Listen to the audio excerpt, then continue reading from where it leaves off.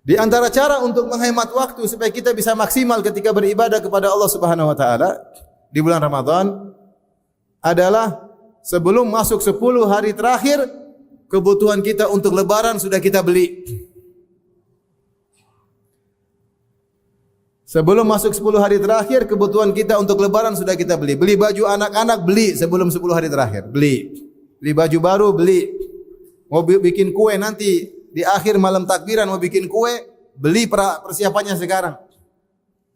Kalau perlu beli frozen masukkan di freezer sehingga tidak banyak keluar dari rumah karena kita menghargai waktu kita. Ingat setiap detik di bulan Ramadan mempengaruhi kehidupan kita di alam barzah. Mempengaruhi. Kita buang-buang umur bulan Ramadan sayang. Banyak orang pengen ketemu bulan ini mereka tidak ketemu lagi. Kita sekarang mudah-mudahan dipertemukan oleh Allah dengan bulan Ramadan, maka kita maksimalkan. Ya.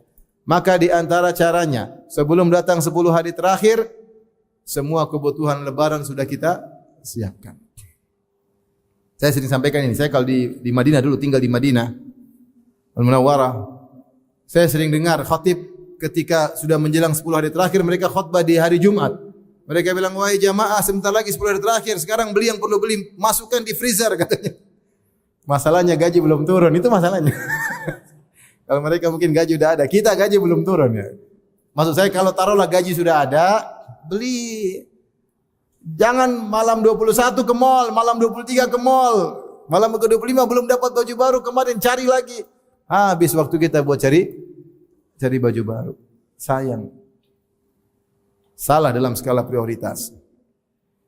Jadi antara cara hemat waktu agar waktu kita banyak adalah kita menyiapkan menyelesaikan atau menyiapkan segala keperluan lebaran sebelum datang 10 hari terakhir. Baik, di antara hal yang bisa kita lakukan persiapan untuk bulan Ramadan. Ini mungkin sudah terlambat, tapi seharusnya kita mulai pikirkan pekerjaan kita. Seharusnya ini sudah di bulan-bulan sebelumnya. Saya ingin target semua kegiatan kerjaan saya selesai di akhir Sya'ban. Orang yang cerdas dia bisa atur. Dia bisa atur. Atau kalaupun dia kerja, dia berusaha, saya kerja gimana saya bisa ajukan cuti 10 hari terakhir. Maka dia maksimal sebelumnya, dia tunjukkan sama bosnya saya kerja, insyaallah saya rapel bulan Sya'ban. Begitu Ramadan dia bisa mudah untuk apa? Cuti. Bisa diatur kalau orang serius. Jualan sekarang habis-habisan jualan, nanti bulan Ramadan kurangi jualan karena saya mau beribadah kepada Allah Subhanahu wa taala. Ini bisa dilakukan bagi orang terutama yang wira swasta mudah, yang rasa bisa. Dia bisa atur. Anak buahnya kerja habis-habisan bulan Sya'ban, bentar lagi Ramadan kalian banyak libur. Diatur. Safar-safar kegiatan meeting-meeting selesaikan bulan Sya'ban. Sudah terlanjur, bentar lagi sudah Ramadan. Mau saya kalau bisa semua meeting-meeting, jadwal kegiatan safar-safar selesaikan sebelum apa? Ramadan. Sehingga Ramadan kita benar-benar fokus beribadah kepada Allah. Ini di antara cara untuk agar kita bersiap diri menyambut bulan Ramadan. Karena kalau tidak, pesanan ada terus, kita sibuk ngurus sana, ngurus ini, ngurus dagangan. Bukannya kekurangan, tapi tamak. Tapi apa? Tamak, repot.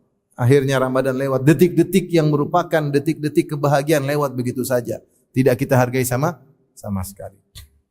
Oleh karenanya, disetting bagaimana caranya kegiatan yang kira-kira bisa kita selesaikan sebelum Ramadan, selesaikan. Jangan tunda-tunda. Kerjakan semua kerjaan yang bisa diselesaikan sebelum bulan Ramadan, maka selesaikan.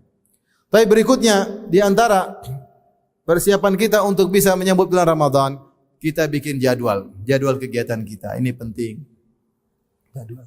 Mau ditulis boleh, dibuat reminder boleh, kita hafal juga boleh. Bikin jadwal. Ya akhi, kita kalau urusan dunia, kita punya target-target.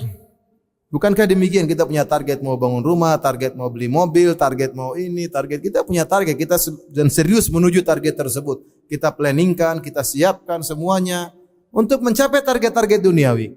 Maka lebih utama kita harus persiapan untuk target-target akhirat. Bagaimana seorang serius untuk target duniawi, target akhirat dia tidak serius. Ya, kita ini harus punya target untuk akhirat. Kalau kita enggak mentargetkan amal soleh kita akan buang-buang waktu. Itu masalahnya. Kita bukan ulama yang mereka luar biasa, tahu pentingnya waktu. Kita ni orang suka main-main, masih nakal-nakal. Kalau kita enggak bikin jadwal, kita lepas.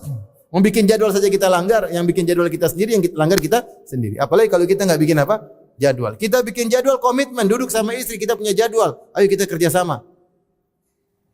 Di antara jadwal yang kita bisa bikin, target misalnya khatam Quran. 1 bulan 2 juz. Enggak usah 16 kebanyakan. Berapa? 2 juz. Bahkan kawan-kawan yang mereka hafiz Quran ataupun tidak hafiz tapi tajwidnya bagus, bacanya lancar, mereka bisa khatam Quran 8 jam bisa. Antum lihat di YouTube khatam Quran 8 jam ada. Bacanya bukan tetap terdengar tajwidnya ada 8 jam khatam Quran. Terutama yang hafiz duduk pada subuh sampai jam 10 malam selesai. Ada istirahat, makan, potong, selesai. Kalau orang yang bahasa Arabnya lancar, dia bisa cepat 1 hari bisa khatam Quran.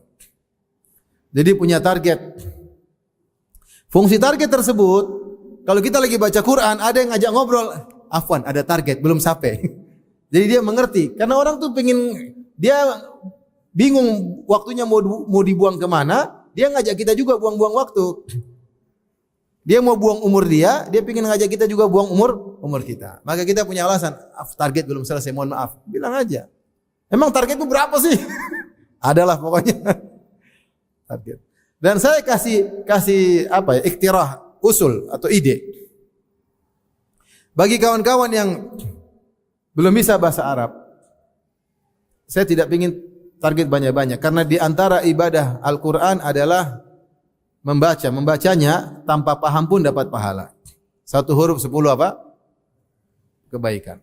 Di antara ibadah Al-Qur'an adalah membaca terjemahannya, mengerti harfiah tekstual dari Al-Qur'an tersebut. Di antara ibadah Al-Qur'an adalah tadabbur, yaitu mengerti tafsirnya. Di antara ibadah terhadap Al-Qur'an mengamalkannya. Nah, kita Ramadan kadang-kadang cuma fokus pada yang pertama, baca.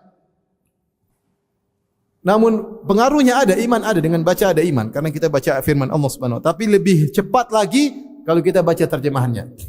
Lebih cepat lagi iman kita cepat naik kalau kita baca tadabburnya, tafsirnya.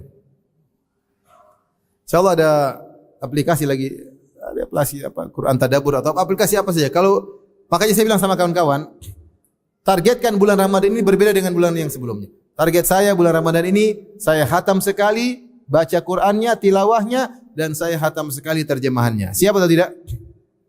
InsyaAllah mudah insyaAllah. Ente baca 1 surat, ente baca terjemahannya. Baca dengan serius. Berusaha jangan baca, baca serius. Kalau ngantuk ulangi lagi. Boleh kalau antum ada tergerak, ingin tahu ini maksud ayat ini apa, klik. Ingin tahu tafsirnya, itu lebih indah lagi. Karena kalau kita baca kadang-kadang kepingin, apa maksudnya sih? Diklik. Oh maksudnya begini. Kalau yang kira-kira jelas, lanjut aja, lanjut. Ada yang ingin tahu lagi, diklik. Apa maksudnya? Baca. Itu nikmat luar biasa. Itu nikmat luar biasa. Maka target kita, enggak usah muluk-muluk deh. 1 juz apa 2 juz? Ikhwan dan akhwat, targetnya 1 bulan ini mau khatam berapa? 1 juz apa 2 juz? Setengah juz. Antum targetnya berapa? 1 juz atau 2 juz? Hah? 2 ya, Masya Allah. Berarti 2 juz, tilawah, 2 kali khatam tilawah, dan 1 kali khatam terjemah. Oke? Sepakat? Berarti 3 kali khatam. Saya ulangi, 2 kali khatam tilawah, 1 kali khatam apa? Terjemah. InsyaAllah. Angkat tangan, siapa yang mau insyaallah? Angkat tangan. Angkat tangan ragu-ragu. Insyaallah ya. Minta tolong sama Allah. Insyaallah bisa. Insyaallah bisa. Kalau antum target bacaan 2 kali khatam dalam sebulan, berarti satu hari antum harus baca paling tidak 2 juz lebih, karena insyaallah Ramadan ini 29 hari.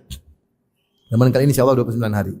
Kalau 30 hari berarti 1 hari harus 2 juz. Kalau 2 juz itu Quran Mushaf Madinah adalah 20 lembar. 20 lembar maksudnya 40 halaman. Kalau 40 halaman antum bagi salat 5 waktu. Salat 5 waktu berarti sekali salat antum baca 8 apa? Halaman. Duhur 8 halaman. Antum bagi lagi 8 halaman maksudnya 4 lembar. Antum bagi lagi qobliyah sebelum duhur 2 lembar, setelah duhur 2 lembar. Sebelum salat asar 2 lembar, setelah salat asar 2 lembar. Sebelum maghrib 2 lembar, setelah maghrib 2 lembar. Sebelum isya 2 lembar, setelah isya 2 lembar. Sebelum subuh 2 lembar, setelah subuh 2 lembar. Antum jalan seperti terus 2 kali khatam. Mudah atau tidak? Pokoknya tidak tidur kecuali target tercapai. Bilang sama istri, mohon maaf. Belum tercapai apa? Target. Kalau kita tidak komitmen sejak awal, enggak akan tercapai. Nantilah kita rapel, nanti kita rapel, enggak bisa. Setan bikin taswif, nanti, akhirnya tidak khatam meskipun cuma sekali. Kalau ternyata lebih dari 2 kali khatam, alhamdulillah. 10 hari terakhir untuk i'tikaf, baca banyak-banyak, alhamdulillah.